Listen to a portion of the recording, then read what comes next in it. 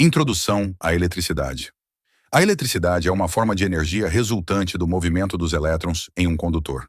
Esse fluxo de carga elétrica permite o funcionamento de inúmeros dispositivos eletrônicos e sistemas elétricos essenciais para o nosso dia a dia. Desde a iluminação de nossas casas até o funcionamento de grandes indústrias, a eletricidade é indispensável. Tensão elétrica, voltagem. A tensão elétrica, também chamada de voltagem, é a força responsável por impulsionar os elétrons através de um circuito. Ela é medida em volts e representa a diferença de potencial elétrico entre dois pontos. Quanto maior a tensão, maior será a força que empurra os elétrons, permitindo o funcionamento adequado dos dispositivos elétricos. Corrente elétrica, amperagem.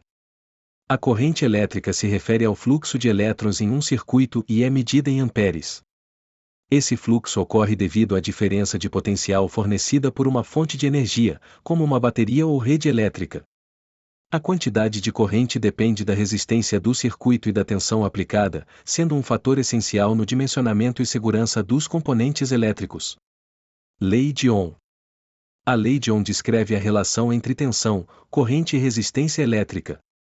Essa relação é expressa pela fórmula V igual I multiplicação R, onde V é a tensão em volts, I é a corrente em amperes e R é a resistência em ohms. Esse princípio é fundamental para entender o comportamento dos circuitos elétricos e projetar sistemas de maneira eficiente e segura.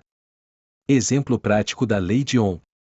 Para ilustrar a aplicação da lei de Ohm, considere uma lâmpada com resistência de 10 ohms e uma tensão de 5 volts aplicada a ela. Utilizando a equação I igual V e R, obtemos uma corrente de 0,5 ampere.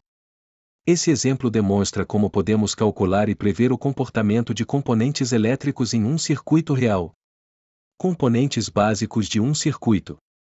Os circuitos elétricos são compostos por diversos componentes fundamentais. Os resistores limitam a corrente e dissipam energia na forma de calor.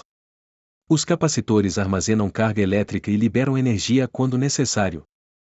Os transistores atuam como amplificadores e chaves eletrônicas, enquanto os diodos controlam o fluxo da corrente, permitindo sua passagem em apenas uma direção. O conhecimento desses componentes é essencial para projetar e compreender sistemas elétricos e eletrônicos. Foi um prazer compartilhar este momento de aprendizado com vocês. Espero que tenham absorvido os conhecimentos apresentados e que continuem explorando o fascinante mundo da eletricidade.